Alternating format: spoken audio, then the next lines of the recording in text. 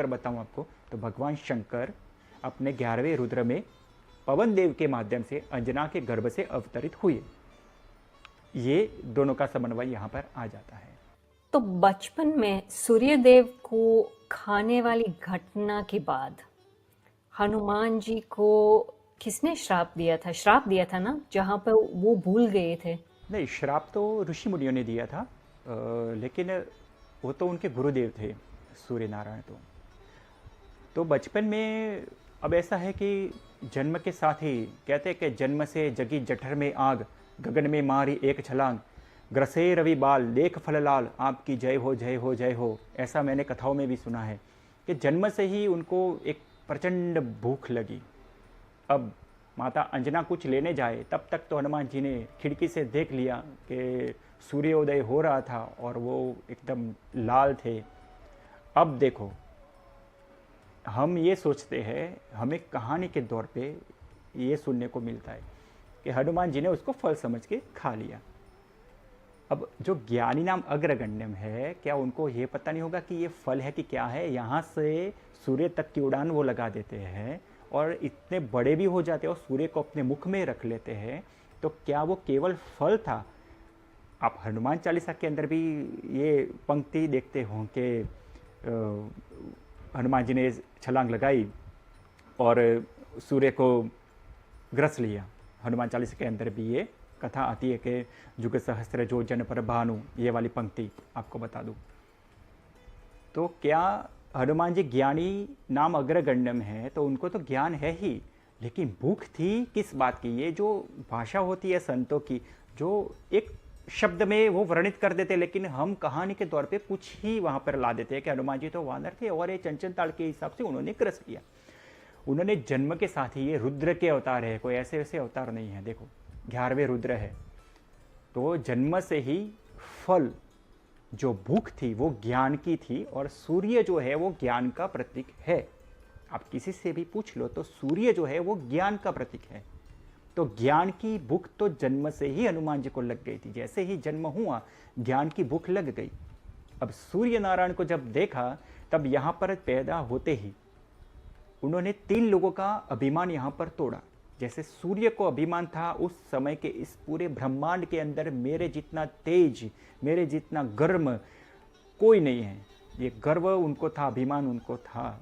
दूसरा राहु को अभिमान था कि इतने बड़े सूर्य को एक मैं ही हूं जो ग्रस लेता हूं एक बार। और इंद्र को अभिमान था उनके वज्र के ऊपर कि कोई इसका सामना नहीं कर सकता, ऐरावत था उसके पास। अब हनुमान जी ने देखो ये कथा, ऐसा नहीं कि जुग सहस्त्र जो जन पर भानु, लीलो ताही मधुर फल जानू। मधुर फल तो समझ के खाया, लेकिन फल क्या था? ज्ञान का फल था कि संसार को भी पैदा होते ही, जन्म लेते ही सबको ज्ञान दे दिया कि ये कौन है। तो वो छलांग लगाई और सूर्य को उन्होंने ग्रस लिया, तो सूर्य का भी अभिमान वहां पे ठंडा हो गया। राहु आया तो एक मुक्के से युद्ध करके भगा दिया। ऐरावत आया तो खिलौना समझ करके उठा लिया। इंद्र को भी वहां पर परास्त किया। लेकिन जब वज्र ललाया, वज्र को भी अभिमान था कि जब मैं चलता हूं तब मृत्यु तो तय है, लेकिन वहां पर वज्र लगा तो केवल मूर्छा ही आई। वो भी मर्यादा थी क्योंकि वहां पर दधीची ऋषि का तप बल से वो वज्र उनको मिला इंद्रदेव को, तो उसके कारण वो भी शिव भक्त थे, तो केवल मूर्छा आई।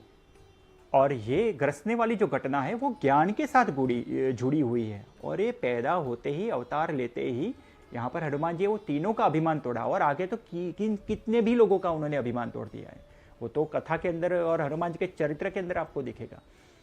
और देखो, श्राप नहीं दिया था उनको, लेकिन जब ये घटना हुई तो उनको ज्ञान देने का वादा, जो कहते हैं ना कि प्रॉमिस, जो आशीर्वाद सारे देवताओं ने दिए थे, श्राप तो ऋषि मुनियों ने दिए थे, वो मैं आपको बताता हूँ आगे वो प्रश्न का।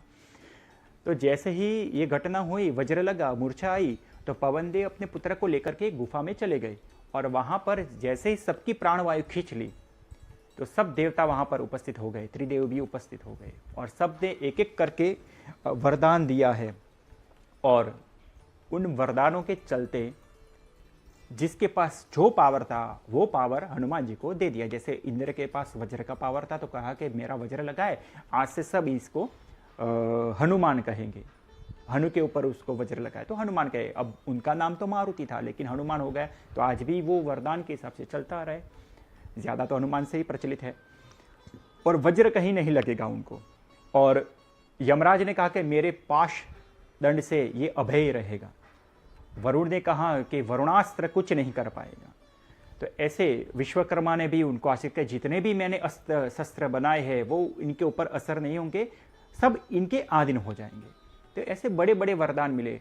स्वयं महादेव ने कहा कि मेरी जो क्रोधाग्नि है, जो तीसरा जो मेरा नेत्र है, उससे ये सदैव अभय रहेगा, अभेद्य भी रहेगा, और मेरा त्रिशूल भी उसको कुछ नहीं कर पाएगा। तो ऐसे भी ये मैं संक्षिप्त में बता रहा हूँ। और ब्रह्मदेव ने भी आशीर्वाद दिया कि मेरा ब्रह्मास्त्र कुछ नहीं कर सकता इसको। कुबेर ने तो उसको कौमुद की गदा अर्पण की हनुमान जी को, कहा कि ये गदा है जिससे युद्ध करेगा तो अच्छे अच्छे राक्षस निशाचर इससे भाग जाएंगे, ऐसे ही नाम बताए, कौमुद की गदा दी है। और ब्रह्मदेव ने तो यहाँ तक भी कहा था कि अभित्राणाम भय करो मित्राणाम भयंकर अजयो भविता पुत्रस्तव मारुति मारुतः। मतलब ये भयंकर से भी भयंकर हो सकता है राक्षसों और दुश्मनों के ऊपर मारुत।